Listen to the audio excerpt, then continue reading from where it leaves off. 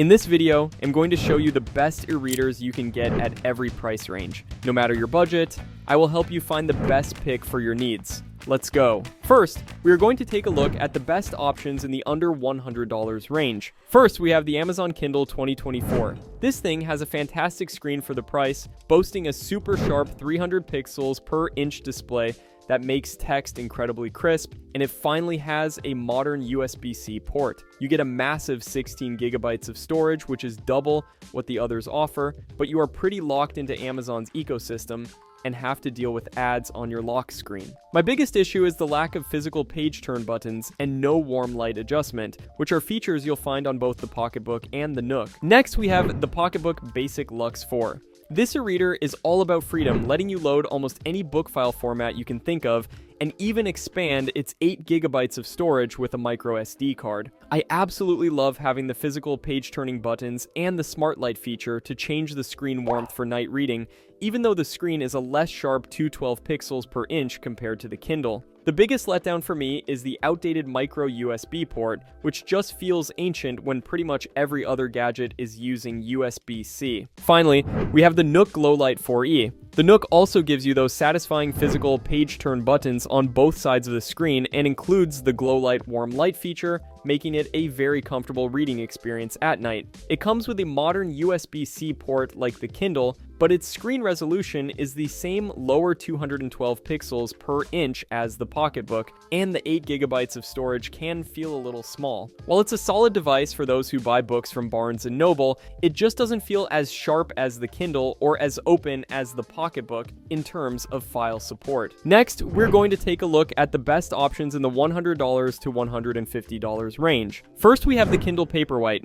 Right away, I noticed its large 6.8-inch screen is super crisp with 300 pixels per inch, making text look almost like real paper. And the adjustable warm light is a lifesaver for my eyes during late-night reading sessions. I love that it's waterproof so I can read by the pool without worry, but I do feel a bit trapped in Amazon's ecosystem, since you can't just load standard EPUB files onto it like you can with the Kobo or Pocketbook. The lock screen ads can be a bit distracting unless you pay to remove them, but in return, you get a really responsive device with weeks of battery life and a massive, easy-to-access library. Next, we have the Kobo Clara 2e. I immediately appreciated that it is made from recycled plastics, and its native support for EPUB files and direct overdrive integration for library books is a huge advantage over the Kindle. While its 6-inch screen is a bit smaller than the Paperwhite's, it has the same sharp 300 pixels per inch resolution and is also fully waterproof, making it a very compact and capable travel companion. It comes with a generous 16 gigabytes of storage, which is fantastic, though I've found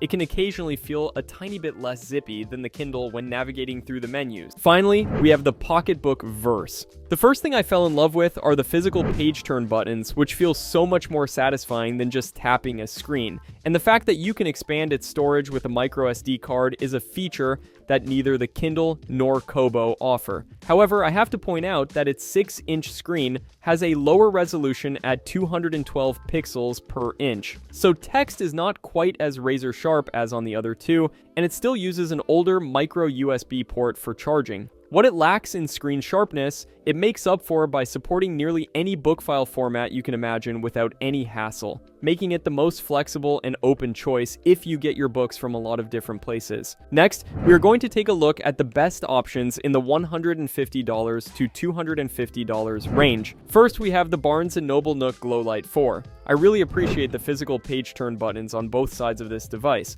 a feature the Kobo Clara BW lacks, and its 32 gigabytes of storage is double what you get with the Clara. The 6-inch screen has a sharp 300 pixels per inch resolution and a lovely warm light for nighttime reading, giving it a classic, comfortable feel in the hand. However, the software feels a step behind both Kobo models, and its biggest drawback for me is the lack of direct overdrive integration for borrowing library books. Next, we have the Kobo Libra Color. The main draw here is its Kaleido 3-color screen, which makes book covers and graphic novels pop in a way the black and white Nook and Clara just can't compete with. I also love that it's fully waterproof and features a larger 7-inch screen with those great physical page turn buttons, making it feel more premium and comfortable to hold than the others. You should note that the color resolution is lower at 150 pixels per inch, so colors can look a bit washed out, and it is the most expensive e-reader on this list by a noticeable margin. Finally, we have the Kobo Clara BW.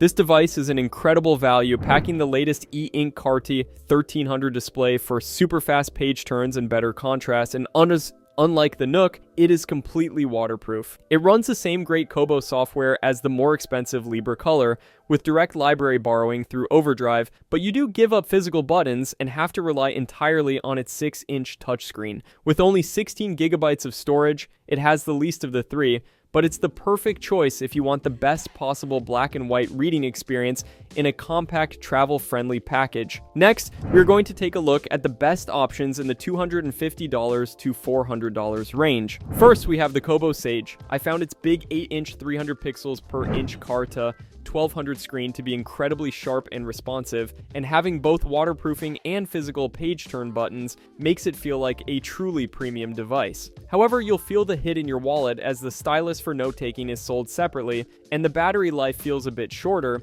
than I'd expect for a device in this price bracket. It's a fantastic large screen reader that's great for library books through Overdrive, but it's less of an all-in-one package compared to the others. Next, we have the Onyx Books Poke 5. This thing is basically a tiny e-ink tablet running Android 11, which meant I could download the Kindle, Kobo, and Libby apps directly from the Google Play Store, giving me ultimate freedom in where I get my books. Its 6-inch screen is super crisp at 300 pixels per inch, and the device is incredibly lightweight, but the lack of any waterproofing or physical page turn buttons that the Kobo and Pocketbook have is a noticeable omission. If you want one device for all your reading apps and care most about portability, this is an amazingly versatile choice, as long as you can live without those premium hardware features. Finally, we have the Pocketbook Era Color. The main draw here is a 7-inch Kaleido 3-color screen, which really makes book covers, comics, and magazines pop in a way the other two simply cannot. I was also impressed that it included waterproofing, physical buttons, and even a built-in speaker for audiobooks and text-to-speech,